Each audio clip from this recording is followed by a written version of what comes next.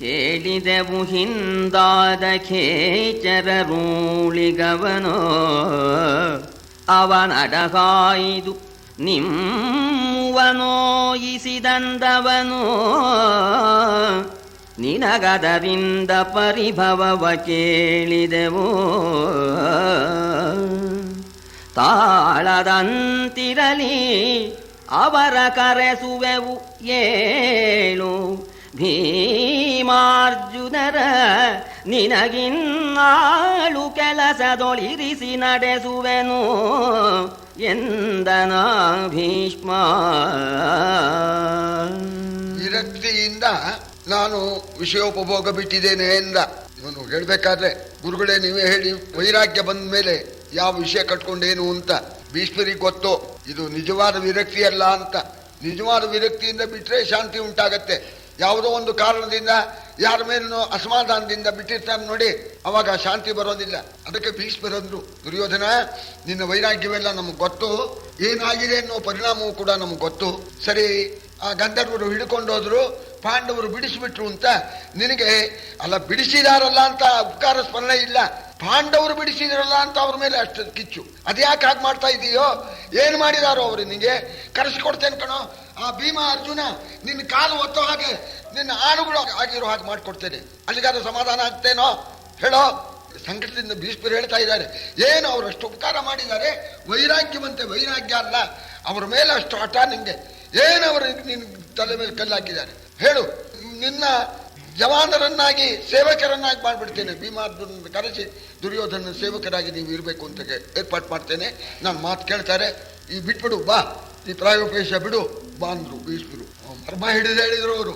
ಆಗ ದುರ್ಯೋಧನಂದ, ಮೊದಲು ಧೃತರಾಷ್ಟ್ರಂಗೆ ತಾ ಜನಿಸಿದುದು, ಬಳಿಕೀ ದೇಹ ಧರ್ಮಜನುದರದಿಂದವೇ ಬಂದುದು,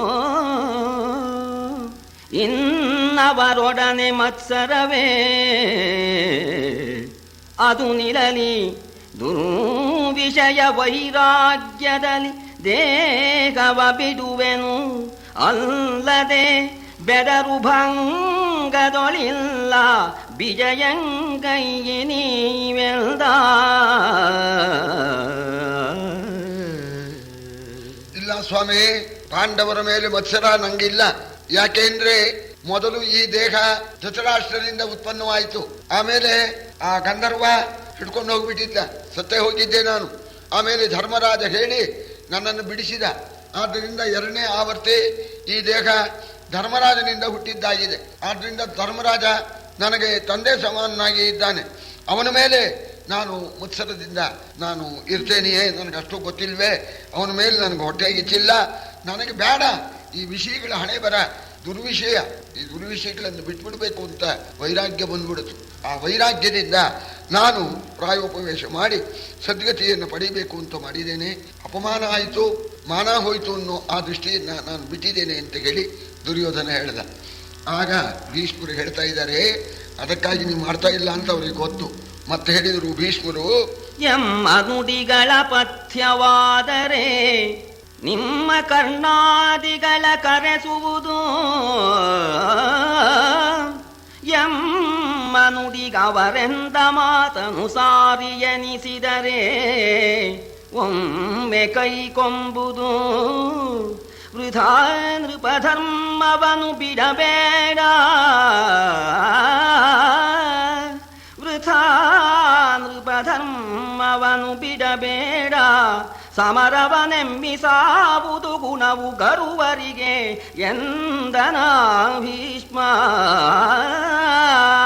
ದುರ್ಯೋಧನ, ನಾವು ಏನು ಹೇಳಿದರೂ ಕೂಡ ಅದು ನಿನಗೆ ಪಥ್ಯವಾಗೋಲ್ಲ. ಯಾಕೆಂದ್ರೆ ನಮ್ಮನ್ನ ಪಾಂಡವರ ಕಡೆಯವರು ಅಂತ ನೀವು ಮಾಡ್ಕೊಂಡ್ಬಿಟ್ಟಿದೀಯ. ಅದು ಒಂದು ಇಟ್ಕೊಂಡಿರೋಣದ್ರಿಂದ ನಾವು ಯಾವುದು ಹೇಳಿದ್ರು ನಿನಗೆ ಅಹಿತಕ್ಕೆ ಹೇಳ್ತಾರೆ ಅನ್ನೋ ಭಾವನೆ ಬಂದ್ಬಿಟ್ಟಿದೆ ನಿನಗೆ. ಹೋಗ್ಲಿ, ನಮ್ಮ ಮಾತು ನಿನಗೆ ಅಪಥ್ಯವಾಗೋದಾದ್ರೆ ನಿಮ್ಮವರು ಅಂತ ಇದಾರಲ್ಲ, ಯಾರನ್ನ ನೀನು ನಿಮ್ಮವರು ಅಂತ ತುಂಬಾ ಪ್ರೀತಿಸ್ತಾ ಇದೆಯೋ ಆ ಕರ್ಣ ಶಕುನಿ ಅವ್ರನ್ನೇ ಬರೆ ಮಾಡ್ಕೊ. ಹೀಗೆ ಭೀಷ್ಮರು ಹೇಳಿದ್ರಲ್ಲ, ಇದು ನ್ಯಾಯವೇ ಅಂತ ಕೇಳು. ಅವರು ಸರಿ ಅಂತಂದ್ರೆ ಅವಾಗಾದ್ರೂ ನನ್ನ ಮಾತಿಗೆ ಒಪ್ಕೊಳ್ಳಪ್ಪ. ನಾವು ಹೇಳಿದ್ರೆ ನೀನು ಒಪ್ಪಲ್ಲ. ಅವ್ರು ಬರ್ಬೇಕು, ಶಂಖದಿಂದಲೇ ಬರಬೇಕು ತೀರ್ಥ ಆಗ್ಬೇಕಾದ್ರೆ. ನಾವು ಇಷ್ಟು ಮಾತ್ರ ನಾ ಹೇಳ್ತೇನೆ. ಇದು ನಾನು ಸದ್ಗತಿಗಾಗಿ ವೈರಾಗ್ಯದಿಂದ ನಾನು ಈಗ ನಿರಸನ ವ್ರತ ಕೈಕೊಂಡಿದ್ದೇನೆ ಅಂತ ಏನು ಹೇಳ್ತಾ ಇದೆಯೋ ಇದು ಕ್ಷತ್ರಿಯನಿಗೆ ಹೇಳಿಸಿದ್ದಲ್ಲ. ಇದರಿಂದ ನಿನಗೆ ಸದ್ಗತಿ ಆಗೋಲ್ಲ. ಈ ಭರತ ರಾಮಾಯಣಕ್ಕೆ ಸ್ವಲ್ಪ ಹೋಗೋಣ. ಅಣ್ಣ, ನೀನು ಅಯೋಧ್ಯೆಗೆ ಬಂದು ರಾಜ್ಯವನ್ನು ಸ್ವೀಕರಿಸದೇ ಇದ್ರೆ ನಿನ್ ತಮ್ಮಂದ್ರ ಪೈಕಿ ಒಬ್ಬವನು ಸತ್ತ ಅಂತ ತಿಳ್ಕೊ, ನಾನು ಈ ಕ್ಷಣ ಪ್ರಾಯೋಪವೇಶ ಮಾಡ್ತೀನಿ ಅಂತ ಅಂದ್ಬಿಟ್ಟು ದರ್ಬೆ ಹಾಕೊಂಡು ಮಲ್ಕೊಂಡ್ಬಿಟ್ಟ ಭರತ. ಆಗ ರಾಮ, ಲೋ ಬೇಗ ಹೇಳು, ಏನ್ ಕೆಲಸ ಮಾಡ್ತಾ ಇದೀಯೋ, ಕ್ಷತ್ರಿಯರಿಗೆ ಉಚಿತ ಅಲ್ಲ, ಹೇಳು ಬೇಗ ಬೇಗ ಹೇಳು, ಬೇಗ ಎದ್ದು ಆಚಮನ ಮಾಡಿ ನಾನು ಮುಟ್ಟೋ ಅಂತ ಗಾಬರಿ ಮಾಡ್ಬಿಟ್ಟ. ಭರತ ಎದ್ದು ಬಿಟ್ಟ, ಆಚಮನ ಮಾಡಿ ರಾಮನ್ ಮುಟ್ಟಿದ. ಈ ಕ್ಷತ್ರಿಯರಿಗೆ ಇದು ಹೇಳಿಲ್ಲ. ಈ ಪ್ರಾಯೋಪವೇಶ ಬ್ರಾಹ್ಮಣಿಗೆ ಹೇಳಿಸಿದ್ದು. ಅದು ಯಾವ ಸಂದರ್ಭದಲ್ಲಿ ಸಾಹುಕಾರ ಹತ್ರ ಸಾಲ ತಗೊಂಡಿರ್ತಾನೆ 1000 ಗಟ್ಟಲೆ, ಕೇಳಿದ್ರೆ ಇಲ್ಲ ಅಂದ್ಬಿಟ್ಟ ಅವನು. ಆಗ ಕೊಡ್ತೀಯೋ ಇಲ್ವೋ ಅಂತ ಅವನ ಮನೆ ಕಟ್ಟೆ ಮೇಲೆ, ಸಾಲಗಾರನ ಕಟ್ಟೆ ಮೇಲೆ ಹೋಗಿ ಮಲಗಬೇಕು. ನೋಡು ಸತ್ತು ಹೋಗ್ತೀನಿ, ಬ್ರಹ್ಮತ್ಯ ದೋಷ ನಿಂಗೆ ಬರುತ್ತೆ ಅಂತ. ಬ್ರಾಹ್ಮಣ್ಯಕ್ಕೆ ಅಧಿಕಾರ ಕೊಟ್ಟಿದ್ದಾರೆ ವಿನಃ ಕ್ಷತ್ರಿಯನಿಗೆ ಅಧಿಕಾರ ಕೊಟ್ಟಿಲ್ಲ. ಇಂಥ ಕೆಲಸ ನೀನು ಮಾಡಬಾರ್ದು. ಕ್ಷತ್ರಿಯನಿಗೆ ಮರಣದಿಂದ ಸದ್ಗತಿ ಆಗಬೇಕು ಅಂದ್ರೆ ಗಣೇಶ ಅಭಿಮುಖೋ ಅಥವಾ ಯುದ್ಧ ಮಾಡಿ ಪ್ರಾಣ ಕಳ್ಕೊಂಡ್ರೆ ಆವಾಗ ಸದ್ಗತಿ ಆಗತ್ತೆ. ಇದನ್ನು ಬಿಟ್ಬಿಡು, ನಿನಗೆ ಹೇಳಿಸಿದ್ದಲ್ಲ ಅಂತ ಭೀಷ್ಮರು ಅಂದಾಗ ಯುದ್ಧದಿಂದ ಪ್ರಾಣ ಕಳ್ಕೊಳ್ಳೋಣ ಅಂತ ಯೋಚನೆ ಮಾಡಿದೆ. ಆದ್ರೆ ಯುದ್ಧ ಯಾರ ಹತ್ರ ಮಾಡೋದು? ಕದನವಾರಲಿ ಪಾಂಡು ಸುತರಲಿ ಕದಡ ಮಾಡುವುದುಚಿತವೇ? ಪಾಂಡು ಸುತರಲಿ ಕದಡ ಮಾಡುವುದುಚಿತವೇ? ನಮಗಿದಿರು ಬಳಿಗಾರುಂಟು ಭಾರತ ವರುಷ ಸೀಮೆಯಲಿ. ಇದನರಿತು ಸಂಕಲ್ಪ ಭಂಗಾಸ್ಪದವ ಮಾಡುವುದೊಳಿತೆ. ಸಂಕಲ್ಪ ಭಂಗಾಸ್ಪದವ ಮಾಡುವುದೊಳಿತೆ. ನಿಜ ಸದನ ಅಭಿಮುಖರಾಗಿ ಕರುಣಿಪುದು ಎಂದನ ಭೂಪ. ಯಾರಲ್ಲೇ ನಾನು ಯುದ್ಧ ಮಾಡೋದು? ಪಾಂಡವರು ನಮ್ಮನ್ನು ಕಾಪಾಡಿದ್ದಾರೆ. ಪಾಂಡವರ ಮೇಲೆ ನಾವು ಯುದ್ಧ ಮಾಡೋ ಹಾಗೆ ಇಲ್ಲ. ಇನ್ನು ನಮ್ಮ ಪ್ರತಿಸ್ಪರ್ಧಿಯಾಗಿ ಪಾಂಡವರನ್ನು ಬಿಟ್ರೆ ಈ ಪ್ರಪಂಚದಲ್ಲಿ ನನ್ನನ್ನ ಕೆಣಕತಕ್ಕಂತ ಯಾವ ಕ್ಷತ್ರಿಯ ಇದ್ದಾನೆ? ಯಾರು ಬರೋದೇ ಇಲ್ಲ ನಮ್ಮ ಹತ್ರ ಯುದ್ಧಕ್ಕೆ. ಅದನ್ನು ನೋಡಿಯೇನೆ ಯುದ್ಧಕ್ಕೆ ಅವಕಾಶ ಇಲ್ಲ ಅಂತ ತಿಳ್ಕೊಂಡೇನೆ ಇದಕ್ಕೆ ನಾನು ಸಂಕಲ್ಪ ಮಾಡಿದ್ದೇನೆ ಅಂತ. ಸಂಕಲ್ಪ ಕರ್ಮ ಮಾನಸಂ. ಸಂಕಲ್ಪ ಅಂದ್ರೆ ಮನಸ್ಸಿನಲ್ಲಿ ನಿರ್ಧಾರ ಮಾಡಿದ್ದು. ಮನಸ್ಸಿನಲ್ಲಿ ನಿರ್ಧಾರ ಮಾಡಿರ್ತಕ್ಕಂತಹ ಸಂಕಲ್ಪಕ್ಕೆ ಭಂಗ ತಂದುಕೊಂಡ್ರೆ ಮಹಾಪಾಪ ಅಂತ ಹೇಳ್ತಾರೆ. ಅಜ್ಜ, ನಿಮ್ಗದು ಗೊತ್ತೇ ಇದೆ. ಆದ್ರಿಂದ ನಾನು ಬೇಡ್ಕೊಳ್ತೇನೆ, ನನ್ನ ಮೇಲೆ ದಯೆ ಇಡಿ, ನಿಮ್ಮ ಪಾಡಿಗೆ ನೀವು ಮನೆಗೆ ಹೋಗಿ ಅಂತ ಕೈ ಮುಗಿದ. ಆಗ ಭೀಷ್ಮರು ಅಂದ್ರು, ಗೊತ್ತು ಸಂಕಲ್ಪ ಹೋದ್ರೆ ಪಾಪ ಬರುತ್ತೆ ಅಂತ. ಈ ಸಂಕಲ್ಪ ಎಷ್ಟೊತ್ತಿಗೆ ಇರುತ್ತೆ ಅನ್ನೋದು ನಂಗೆ ಗೊತ್ತು. ನಾವು ಹೇಳಿದ್ರೆ ಕೇಳೋಲ್ಲ, ಅವರೇ ಬರಬೇಕು. ಐಸಲೇ ದೈವೋಪಗತ ಮನರಾಸರಿಂದಡಗುವುದು ನಾವೇಸ ನೊರಲಿದಡಾಗದು. ಅವರೇ ಬಂದು ನಿಲ್ಲಿಸುವರು. ಈ ಸರಲಿ ಮರಳುವೆವೆನುತ ನಿಜವಾಸ ಕೈದಿದರು. ಇತ್ತ ಮೋಗಿದ ವಾಶಕುನಿ ಕರ್ಣಾದಿಗಳ ದಂಡಿಗೆಗಳೊಗ್ಗಿನಲೇ. ತಾನೇ ನಿನ್ ಸಿದ್ಧಾಂತ. ಇದು ದೈವದಿಂದ ಉಂಟಾಗಿರ್ತಕ್ಕಂಥ ಈ ದುಃಖ, ಇದನ್ನ ಪರಿಹಾರ ಮಾಡತಕ್ಕಂಥದ್ದು ನಮ್ಮಿಂದ ಆಗೋಲ್ಲ. ನೀನೇನೋ ಮಹಾ ಸಂಕಲ್ಪ ಅಂತ ಹೇಳಿ ಈಗ ಹೇಳ್ತಾ ಇದೀಯ. ಈ ಸಂಕಲ್ಪಕ್ಕೆ ಭಂಗ ತಂದ್ಕೊಳ್ಳೋದಿಲ್ಲ, ಪ್ರಾಯೋಪವೇಶವನ್ನು ಬಿಡೋದಿಲ್ಲ ಅಂತ ಹೇಳ್ತಾ ಇದೀಯ. ಅದು ನೋಡ್ತೀನಿ, ನಾನು ಮನೆಗೆ ಹೋಗಿ ನೋಡ್ತೇನೆ. ನಿನ್ನ ಸಂಕಲ್ಪ ಎಲ್ಲಿವರೆಗೆ ಇರುತ್ತೆ ಅಂತ ಅನ್ನೋದನ್ನು ನೋಡ್ತೇನೆ. ಬರ್ತಾರೆ, ನಾವು ಹೇಳಿದ್ರೆ ನೀನು ಬಿಡೋದಿಲ್ಲ, ಬರ್ತಾರೆ ಬೇರೆಯವರು. ಆವಾಗ ಬಿಟ್ಟು ನೀನೇ ಬರ್ತೀಯ, ಅದು ಗೊತ್ತು ಅಂದ್ರು ಅವರು. ಆಗಲಿ, ನಾವು ಯಾಕೆ ನಿಷ್ಠೂರ, ನಾವು ಬರ್ತೇವಪ್ಪ ಅಂತ ಹೇಳಿ ಭೀಷ್ಮ, ದ್ರೋಣ, ಅಶ್ವತ್ಥಾಮ, ಈ ಕೃಪಾದಿಗಳು ಹೊರಟೋಗ್ಬಿಟ್ರು. ಆಮೇಲೆ ಕರ್ಣ, ಶಕುನಿ ಸರಿ ಪಲ್ಲಕ್ಕಿಯಲ್ಲಿ ಕೂತ್ಕೊಂಡು ಬಂದ್ರು.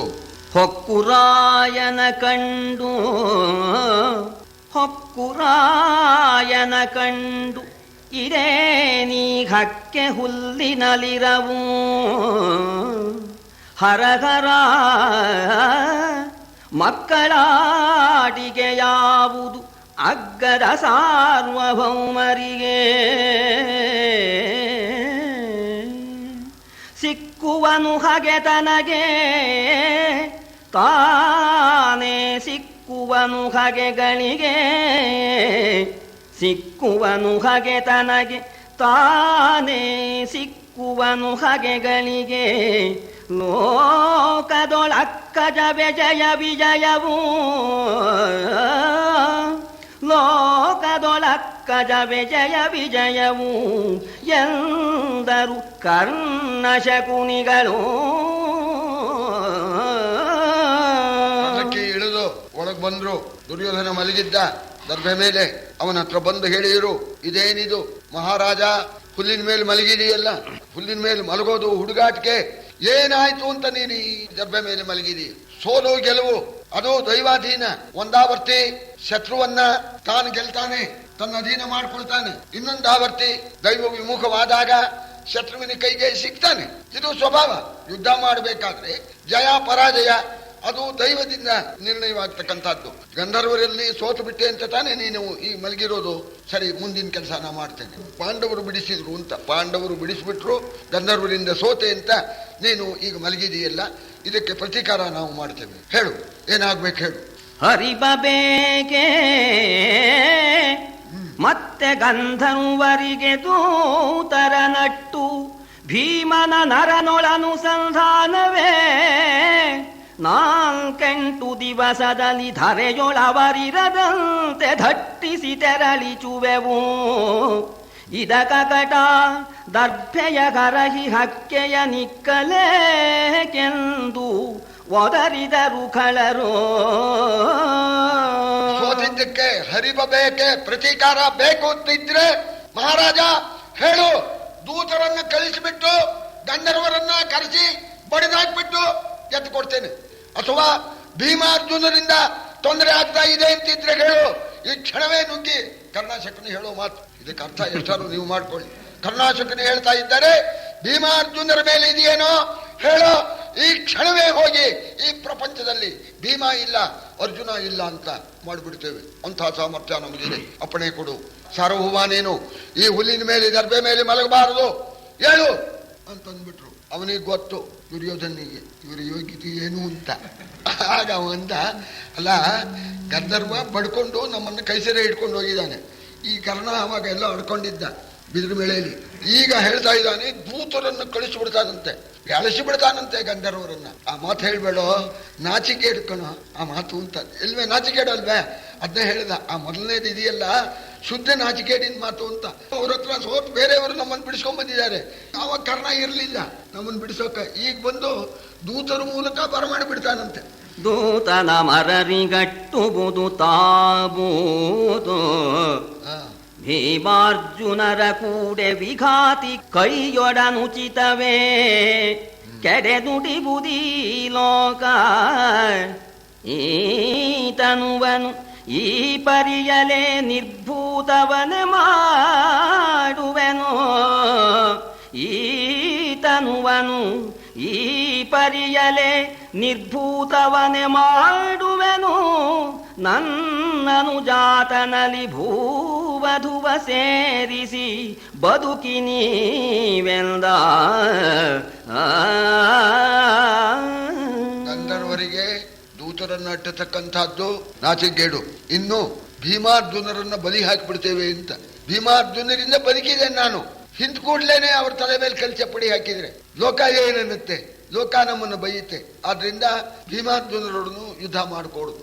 ಇದನ್ನೆಲ್ಲ ಯೋಚನೆ ಮಾಡಿಯೇನೆ ಇದಕ್ಕೆ ಪ್ರತೀಕಾರ ಇನ್ನೊಂದು ಇಲ್ಲ ಅಂತ ಹೇಳಿ ಪ್ರಾಯೋಪವೇಶ ಮಾಡಿ ಈ ಪ್ರಾಣ ಕಳ್ಕೋಬೇಕು ಅಂತ ನಾನು ಸಿದ್ಧಾಂತ ಮಾಡ್ಕೊಂಡಿದ್ದೇನೆ. ಅದಕ್ಕೆ ಬದಲಾವಣೆ ಇಲ್ಲ.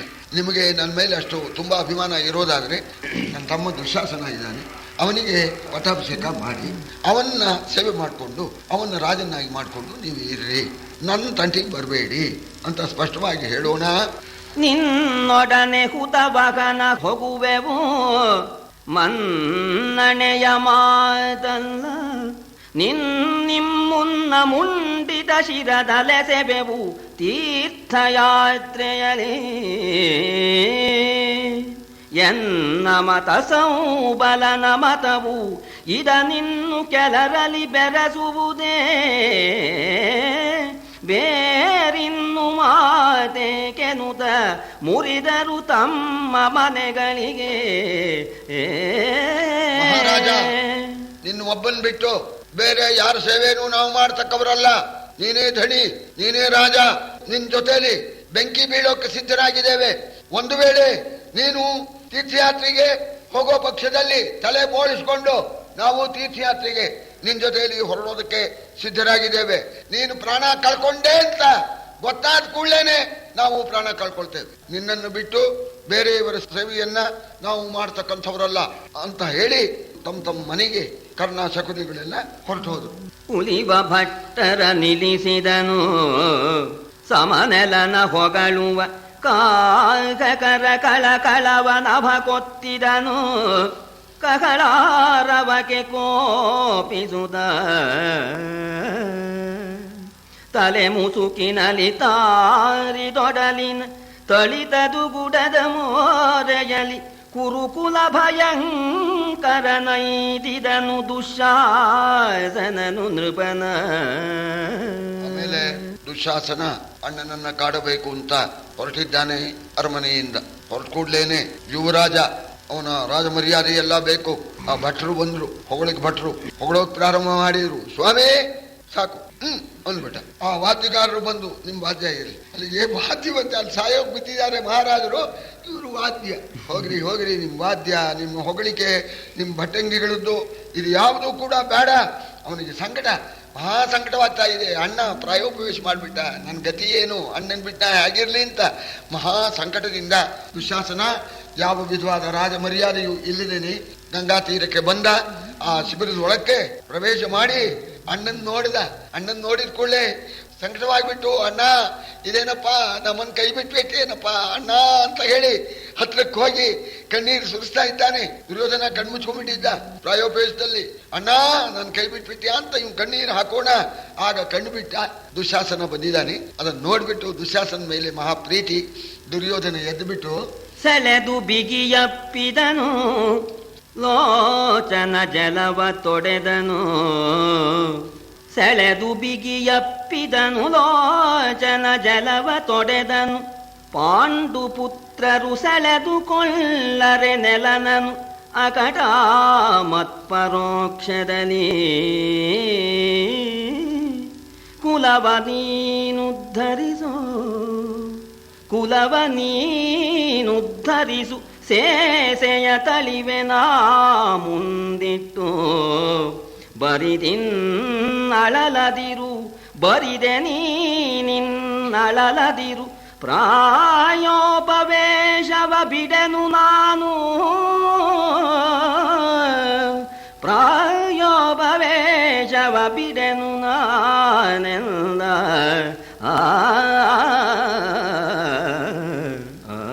ದುಷ್ಟರಿದ್ರು ಇರಬಹುದು ಕೌರವರು. ದುಶ್ಯಾಸನ ದುರ್ಯೋಧನ ಅಂದ್ರೆ ಅವರ ಸ್ನೇಹ, ರಾಮಲಕ್ಷ್ಮಣರ ಸ್ನೇಹ, ಅದೇ ರೀತಿಯಾದ ಸ್ನೇಹ. ಬಹು ಸಂಕಟವಾಗಿ ಬಿಡ್ತಂತೆ. ಒಪ್ಕೊಂಡ್ಬಿಟ್ಟ, ಕಣ್ಣೀರು ಸುರಿಸಿದ. ದುರ್ಯೋಧನನು ಒತ್ತ, ದುಶ್ಯಾಸನನು ಒತ್ತ. ಆಮೇಲೆ ದುರ್ಯೋಧನ ದುಶ್ಯಾಸನ ಕಣ್ಣೀರನ್ನ ತನ್ನ ವಸ್ತ್ರದಿಂದ ಒರೆಸಿಬಿಟ್ಟು ಸಮಾಧಾನ ಹೇಳ್ತಾ ಇದ್ದಾನೆ. ತಮ್ಮ ಸಮಾಧಾನ ಮಾಡ್ಕೊ, ನೀನೇನು ಮಾಡಿದ್ರು ನಾನು ಈ ಪ್ರಾಯೋಪವೇಶವನ್ನು ಬಿಟ್ಟು ಬರ್ತಕ್ಕಂಥವನಲ್ಲ. ನಾನು ಸಾಯೋಕೆ ಸಂಕಲ್ಪ ಮಾಡಿದ್ದೇನೆ. ನೀನು ಮಾತ್ರ ಆ ರೀತಿ ಮಾಡಬೇಡ, ಧೈರ್ಯ ತಂದ್ಗೋ.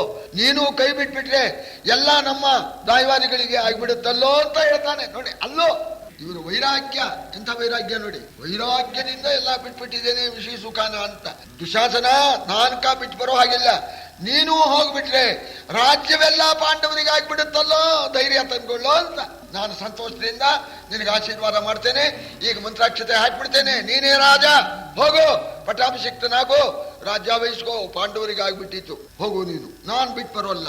ಆಗ ದುಶ್ಯಾಸನ ಅಂದ, ನಾನು ರಾಜನಾಗೋದೆ. ಅಣ್ಣ ಏನ್ ಹೇಳ್ತಾ ಇದೀಯ? ಅಳಿದರಳಿವೆ, ನೀನಳಿದರೆ ನಾನಳಿವೆ. ಭವತ್ಪರೋಕ್ಷದಳುಳಿವೆನೆ, ನಿನ್ನರಸಿಧರೆಗಾನಳುಪುವೆನೆ. ನಿನ್ನಳಿವ ನೀಕ್ಷಿಸಿ ಧೈರ್ಯವೇ ತನಗೆ.